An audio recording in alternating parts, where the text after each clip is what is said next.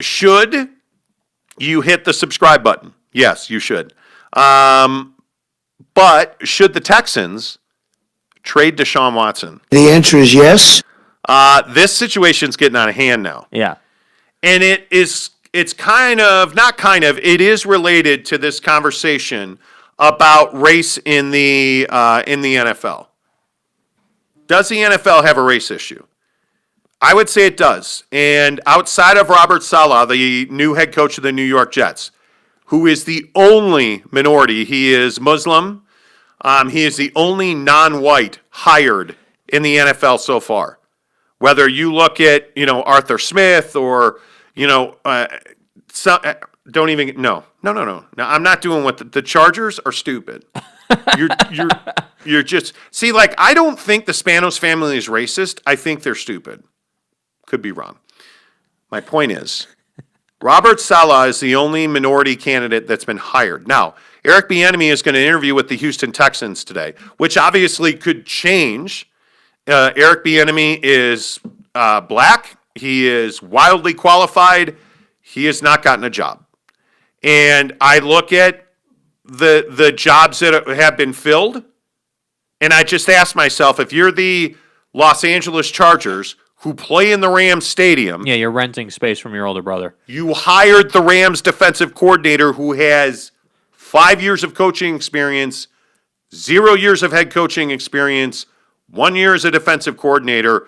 You hired him over Eric Bieniemy, who has been the best candidate for the last 3 years. You have a young quarterback that needs development. So you went defensive again with somebody who has no experience. Like, this is a C move to me. Oh, to be honest with you, I think it's even worse than that. Like, I think all the points you make are incredibly valid. Like the first one being that you do have this young quarterback who is going to be one of the best quarterbacks in the league, who needs development, and he needs an opportunity to be in a system that caters to his strengths. And frankly, he needs to be in an organization that's offensive minded. So when I look at this hire and I say, well, this guy that they hired had a hell of a year as a defensive coordinator, pretty much ranked first in all the metrics for defense as a team. So he did well, but he's defensive. The Chargers don't need defense. They need offense. They need a guy that can run a damn offense. They need a guy that can say, hey, here's what you have right now, Justin Herbert. Here's where we're going to take you. Here's what we need you to develop, and here's where we need you to be come week 1 of the 2021 NFL season. That's what we need. And that's not going to happen now. And frankly, this is another move where you're kind of left scratching your head because you're saying, okay, let me think about this. Let me look back to all the young head coaches that have been hired.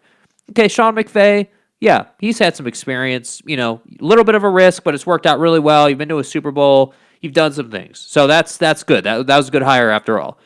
I look at Cliffy here in Phoenix. We're not in Phoenix anymore, in case you guys were wondering. You look at Cliffy in Phoenix, he's done okay. I would say that they're moving in the right direction, but I wouldn't say that that's been a smashing success quite yet. You got to get to the postseason. You need to win your first playoff game this coming year. Then you can say it was a success. But then I look at this guy for the Chargers, and I say this guy hasn't even been a head coach almost anywhere meaningful. At least Cliff Kingsbury was a head coach in college, At least, Sean McVay had some experience under his belt in a lot of different roles, so he understands what it takes. This guy doesn't have any experience. So you're going to combine no experience with a young quarterback and a team that should have been a postseason team last year who has an enormous amount of pressure on them to be a postseason team this year. That's a recipe for disaster. And no, that's not going to be on Justin Herbert if they don't make the postseason. I'm sorry. And listen, I understand that Brandon Staley is one of the hot young candidates. Obviously, what he did with this Rams defense this year, outstanding. They were arguably the best defense in the NFL. They were much better than the year before. Like, there was a lot of growth there. But the thing that I don't feel like anybody's talking about is you have a guy that most of his coaching experience, is as a position coach in college. He has been a position coach with, like, the Bears. He was an outside linebacker coach. The Broncos, the same. The Rams defensive coordinator for 1 year. He's got 3 years of NFL experience, 1 as a coordinator, and you hired him to be your head coach. And that 1 year was good, but that's a mistake. But here's my other question. who's he going to hire to be his offensive coordinator? Are you going to dictate staffing? Like, if you look at how the Cardinals handled Cliffy, they told him, hey, you're going to hire these 3 guys to mentor you. Like, is that what the Chargers do? I would guess so. But I thought it was interesting, and this is a key difference organizationally speaking between the Cardinals and the Chargers. The Cardinals came out and said that that's what they were going to do. It was very public that they were saying, hey, this is how it's going to be set up. This is how we're handling this. Yeah. And Cliff Kingsbury was all about that. He was all about that, But the Chargers have not said one way or the other. So I kind of agree with you because, again, this conversation started in the space of does the NFL have a race issue, which clearly it does when it comes to head coach hiring. How are you, and I guess this is maybe me being a dick. I don't know. Uh-huh. How are you hiring Brandon Staley over Eric Bieniemy? Don't get it. I mean, he has made incredible strides with all the quarterbacks he's coached, Bieniemy. Yep. If you look at Alex Smith, had a resurgence in Kansas City. You look at, Patrick Mahomes, his development has been nothing short of stellar. This is arguably the best quarterback in the NFL. And his coordinator, in my opinion, and it's just my opinion, can't get a job as a head coach in the NFL because he's black. I think that's a huge issue. Yeah. And I could have understood if the Chargers and Tom Telesco, their general manager, had hired Brian Daboll, the offensive coordinator in Buffalo. They have a long history together. They're very close friends. Yeah. They've worked together in the past. Okay, I get that. Guys like hiring guys they're comfortable with. Yeah. But you hired Brandon Staley. And he has no experience. Well, let's be honest about the optics here. Because it's really easy for it to look this way. And I do agree that it does look this way a little bit. Yeah. Hey, we don't want to hire a black head coach, so we're going to go ahead and hire Jimmy, who is a position coach, to run our team. Jimmy. We're so willing to, we're so stubborn and willing to lose that we're cool to hire someone who's terrible in an effort to not hire the most qualified candidate on the market who happens to be black. That's how much we don't want a black head coach for whatever amazing. reason. It's amazing. That's the optics. Now, I'm not saying that is, 100% concrete true that that's how they view this, but that's sure as hell what it looks like to me. Well, what it looks like to me is that they view black head coaching candidates as a risk. That's what is very clear. And I think that general managers, I think the NFL, I think the Players Association, I think all of those minds are progressive. Uh-huh. I think rich, white, old owners in the NFL are not progressive. No. I look, I'm a Bears fan. The McCaskey family, they were born before dust was even known. You're looking at people that are old, multi-million and billionaires. You look at Jerry Jones, he's not going to be progressive. The guy's from Arkansas.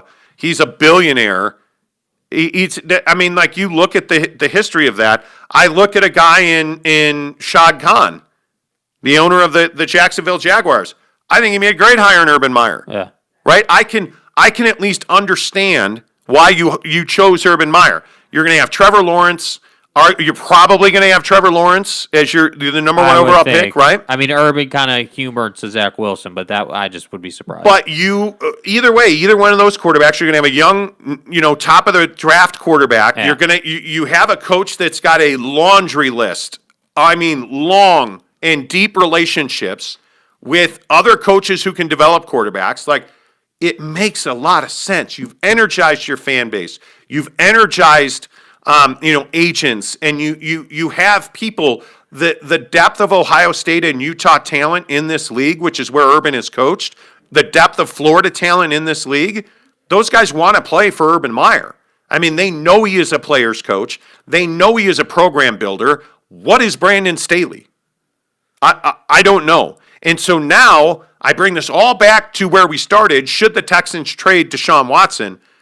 The only chance you have of placating Deshaun Watson is hiring Eric Bieniemy. And I don't think they're going to do that because I look at Cal McNair, his dad, the late Mr. McNair, is the one who essentially made inmates running the asylum. It's awful. His father was, with that comment, became one of the most believed to be racist owners in the NFL. I don't know, was he? I have no idea. I would hope not. But here's the other thing. Their process is already screwed up. Yeah. You have a pastor running football operations who promised Deshaun Watson he'd have a say in who the general manager is, and then he went and hired a general manager without even talking to Watson. Yeah. And now Nick Caserio, who was a good hire. He was essentially the number 2 in command of football operations in New England to Bill Belichick. That's a good hire. Right. Even though the Belichick tree's not great, but whatever. That's a good hire. But now you pissed off your star quarterback, who, by the way, don't know if you noticed about Deshaun Watson, he's black. He's made it very clear that he wants fair, equitable opportunities in the general manager and the head coaching hires in Houston. Now, that doesn't mean you have to hire a black head coach. No. But if you're not going to hire Eric Bieniemy, I mean, It's a bad look. It sends a terrible message. who are you going to hire that's going to be more qualified than Eric Bieniemy? There's not. That's the problem with this, because this is. Let's be clear. This isn't the first time we've had this conversation in the NFL, right? Not at This all. has been going on for like 5, 6, 7 years now. Oh, way more than that. Okay, maybe what, 20 years? Yeah. Whatever it's been. Easy. You know? But my point here is that this particular cycle is more overreaching in this point because Eric Bieniemy is so qualified. It's time. He's ready. And by the way, Andy Reid guys are doing quite well. Don't know if anyone's paid attention. And by the way, Deshaun Watson's the exact guy you want as your quarterback. Yeah, he's done playing for Texas in Texas system. It sounds like it, but Yeah. here's the truth of the matter. I don't care if he's black, white, or green. Like, I don't care. The guy's a really good quarterback. Yeah. He is an excellent ambassador for your franchise. Fans love him. He's great in the locker room. Yeah. By the way, it should be said, it looks like if he stays there, it's going to be his team because J.J. Watt's going to be gone. Yeah. But I don't think he's going to stay there. No. If I am Deshaun Watson, I'm gone. I'm out. I'm asking for a trade because you've done nothing to respect Deshaun Watson. You've broken promise after promise to him.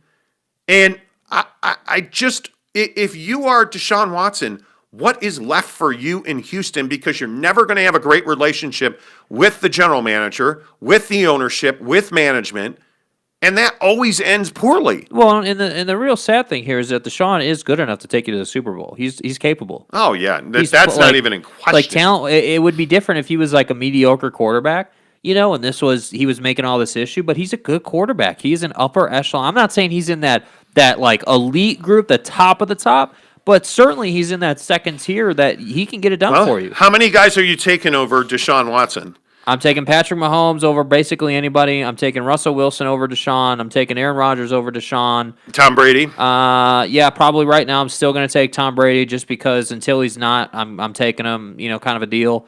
Here's the deal. And that's pretty much it. Like I would not take Lamar over Deshaun, frankly. Josh Allen? It's close. It's close. We'll see what Josh does in the postseason here. Lamar Jackson? No, that's what I was just saying. I wouldn't take Lamar over Deshaun. Deshaun by far. Yeah, I would By take far. I would take Deshaun all day. Yeah.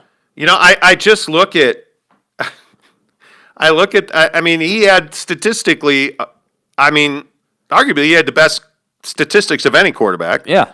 I mean, he is, when you look at, he threw for 4,800 yards, Dak Prescott. That's close. Boy, that's close. By the way, those They're are two very black similar. quarterbacks. They're very similar skill set wise. They can both push it down the field. They can both run. Deshaun's probably a little more mobile, but they're very close. Justin Herbert. Oh, I'm taking Deshaun still. Yeah, right now. I think that's a little closer than we all think. Well, it'll get closer. I think Deshaun's. Dude, he threw for Justin Herbert threw for 4,300 yards, 31 touchdowns, and 10 interceptions. Yeah. Deshaun Watson threw for 4,800 yards, 33 touchdowns, 7 interceptions, 112 rating. Yeah. So the Which numbers is are slightly better. second only, I would remind you, to Aaron Rodgers. Yeah. So that's what I'm saying. He's very It's capable. incredible.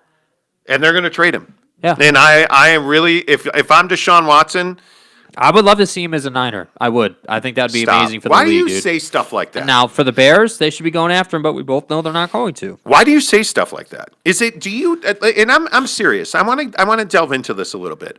Are you? I'm screwed. Yeah. Are you just a jerk, or do you just like hurting people's Well, feelings? I don't send D pics, so I mean, I have that at least. Look, going Jared for Parker, me. take yeah, it easy. Like, you know, Deshaun Watson should be a Chicago Bear. well, should be, but it's not going to be because Can you do imagine it. Deshaun Watson and Allen Robinson? Yeah, that would be great. Can you I would imagine love that. Deshaun Watson, Allen Robinson, and Cole Kmet? Can you imagine how much better the offensive line and the running back gets with Deshaun Watson in there? Yes, He's a perfect fit.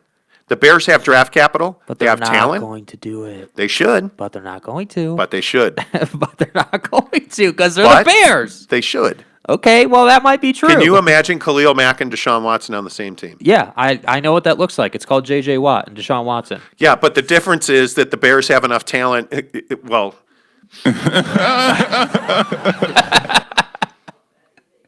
the difference is the Bears would actually be able to convert on third down. But Matt Nagy is a terrible play caller. Yeah. Deshaun, don't do it. If you go to Chicago, it's exactly where you should go, right? I mean, if you look at the other options, even just the options for him, I would think like I'm just looking at quarterback teams that need quarterbacks.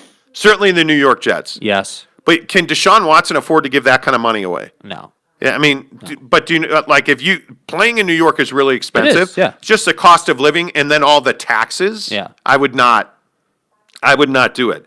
I look at like if you consider the 49ers, same situation though. Do you want to live in California? Yeah, because in California, you can have a crib in San Diego and take your hour flight up there, you know, and all that. You can make that happen. That's a little easier. What about the Miami Dolphins? Yeah, I think, you know, you put him in Miami, they're a postseason team. You know, they're there. You know, I think Brian Flores has done a hell of a job. And by the way, that's, you know, the kind of setup that I think Deshaun's looking for. I think he wants to go into an organization that's younger, that's more That has energetic. 6 picks in the top 100, Yeah, that's 100 in the draft, I think it is. You know, like they're in a great position, and I think the Dolphins and I'll be curious to see where this whole Tua situation goes too, because these issues don't just go away. They might chill out for a while, but they don't just go away. Those locker room How many issues. times have I said it? And I'll say it until he retires. Tua Tagovailoa will never be a franchise-level quarterback. No. Never. Here's a wild card. What about Pittsburgh? Yeah. They need a quarterback Yeah. because I think Ben Roethlisberger's done. Was it the crying on the bench that did it for you? Could be. I think if Deshaun Watson's the quarterback of the Steelers, they're already an elite team, probably at the top of the AFC. Yeah. Yep. If you are the Texans, you're not trading him in the AFC. No. There's no chance. Can't do it. I don't think you can. No. And then obviously the gorilla in the room, the New Orleans Saints. We've been talking about Drew Brees all day long. But what do you do with Taysom then? Because I think a lot of people want Taysom. Well, it's to have not a chance. Taysom. It's crab fingers. No. He's forever backup, dude. He ain't getting a starting job. Jameis Winston has actually looked good for them. Yeah, and When they've given him opportunities, now he is no Deshaun Watson. dude, you're not giving crab leg Steeler an opportunity to start for your team if you're the Saints. Wow. Did you call him crab leg stealer? Yes. Yes, you did. Yes, you did. Now here's the other one you don't want to hear. The New England Patriots. They need a quarterback. I mean, obviously their system is ideal for Deshaun. The problem is, if you go to New England, you're never going to have an elite wide receiver. Uh-huh. You're going to have running back by committee, a bunch of dudes you've never heard of at wide receiver. Everybody do your job. I mean, they run incredible routes, but they're just not. You're never going to have an elite wide receiver. Yeah. At least if history is any indicator of future performance. Yeah. But you're going to have one of the best defenses in the NFL. You're going to play where no expenses is spared to win. Yes. Which I think he wants. I mean, yeah. I mean, I think it's second only to Miami. Listen, I don't think anybody says, "Hey, you want to go play for Bill and try and win some Super Bowls?" Nah, I'll pass on that. I'm going to go be a Dolphin. No, I mean, I think he would go. I mean, he would. But the fact of the matter is that I think I just don't see him as a Patriot. That doesn't seem logical to me. I see him as The Niners are 1. The Bears are 2. I think New Orleans could be a dark horse in this situation and go and try and make a run at them. But other than that, I think like those are the 3 main ones, and maybe a couple other teams emerge. But he's going to be able to write his own ticket, I feel like, for the most part. Like, yeah, he'll get traded, but then after that, he'll be able to negotiate a contract and kind of, get the situation he wants. Yeah, Britain says there's no way you allow him to go in the AFC. That's just shooting your foot off. So you can cross off the Steelers and the Patriots. Yeah. True. Yeah, I agree with it. I wouldn't. I think the Saints and the Bears make a lot of sense. And I'll go with what Kevin said. Kevin said, does Deshaun Watson make Matt Nagy a better coach? And I think obviously he does. He's an all-pro quarterback. But you can't, as a quarterback, overcome crappy play calling, and this is the problem. Like, well, and it's Ted Phillips, the president and CEO, who's been there 22 years and been in the playoffs only 6 times. Yeah, it's brutal, dude. Like, and look, I know we talk about Mitch on this show a lot, but like I think, Deshaun is twice the quarterback Mitchell Trubisky is. There's no doubting that. But then I think about, okay, well, cool. Let's plug Deshaun Watson in, keep everything else the same. Mitch is your backup. Okay, what's changed outside of Deshaun? Play calling hasn't changed, right? Your defense hasn't changed. Nothing's changed. So is bringing Deshaun in but changing nothing good enough to get you to the postseason? Yeah, probably. Probably. You could probably get to the postseason. You could probably get past the wild card round, get into the divisional round, and then go from there. And I know we said they wouldn't trade him in the AFC, but I think one of the most attractive spots, the Denver Broncos. I mean, that is a historically rich franchise. Broncos been? Dude. Well, without a quarterback. I mean, if you think about the list of quarterbacks they've gone through, whether that's Jay Cutler or Jake Plummer, any of them, Locke now, like they haven't had stability there. But you have a guy in Vic Fangio and Pat Shurmur that are running the football there. Like, I mean, they very clearly are in a good spot. Yeah. But again, that's an AFC team. I still think, Coach Lovren says, what about Carolina? Nah. I mean, dude, that's too close to home, bro. I don't think so. Well, I don't know. I mean, Carolina would be a great fit. Obviously, he went to Clemson. Yeah. I mean, dude, if you're what about this? How crazy would this be? What if you're the Jacksonville Jaguars? You hired Urban Meyer instead of drafting Trevor Lawrence. You trade that pick to Houston and you draft Deshaun Watson. I mean, I guess. Or you trade for Deshaun Watson. Yeah, I mean. That makes a hell of a lot of sense. You could go that route. I think it really depends on what Urban wants. Does Urban want a really young guy who he's going to mold, or does he want to step in and I guess this depends on what Shad Khan wants as well. I mean, are you willing to be mediocre for the next, 2 to 3 seasons? And then, after you've developed Trevor a little bit and you've built this roster out a little bit, then, you're going to start pushing the postseason again? Or is the expectation that you're going to win now, and this offseason the draft, all that time that will go on till next season, is the expectation that you're going to go out and make moves and put yourself in a position to compete for the postseason? And when they don't make the postseason, what's the accountability piece from Shad Khan to Urban Meyer? I don't know. Yeah. I don't know what that looks like. So I think that whole conversation is just predicated on where the two are at as a team. Well, it is really, it'll be interesting to see. I mean, just looking up and down the standings in other situations. I mean, how many picks do you need? Like, the Panthers are picking 8th, but it's going to take more than one draft pick to get Deshaun Watson. He's worth 3 of them, in my opinion. I just don't know. I mean, obviously the Panthers have spent a lot of money, and I don't think they're going to shy away from that. I just don't think you have I don't think you have the full package that other teams would have. Yeah. I mean, the Dolphins have a ton of picks. They have Brian Flores. They have no state income tax. Well, and they've shown that they can do it without the talent, which then means, hey, once you have better talent, you're going to win. And there's no doubt that Flores is one of the hot coaches in the NFL. I just look at Jacksonville, the Jets, and the Dolphins. Yeah. They have a huge pick. All of them, obviously, are at the top of the draft. I mean, the Jets and Jags are in. If the Jets and Jags want Deshaun Watson, they could make that happen. Those are both AFC teams. Yeah, and I think at the end of the day, it's funny how all this works. It all comes back to that same conversation that we have pretty consistently about winning organizations and losing organizations, and your mentality when you are losing organizations, like the Patriots. They're a winning organization. They're saying, hey, we understand that Brady was going to leave us before this season, and we're okay with that. And we understand that this is going to be a down year for us. We get it. We understand what's coming here. So we're not going to be all heartbroken and surprised when we don't go to the postseason for the first time in 15 years or whatever the streak was.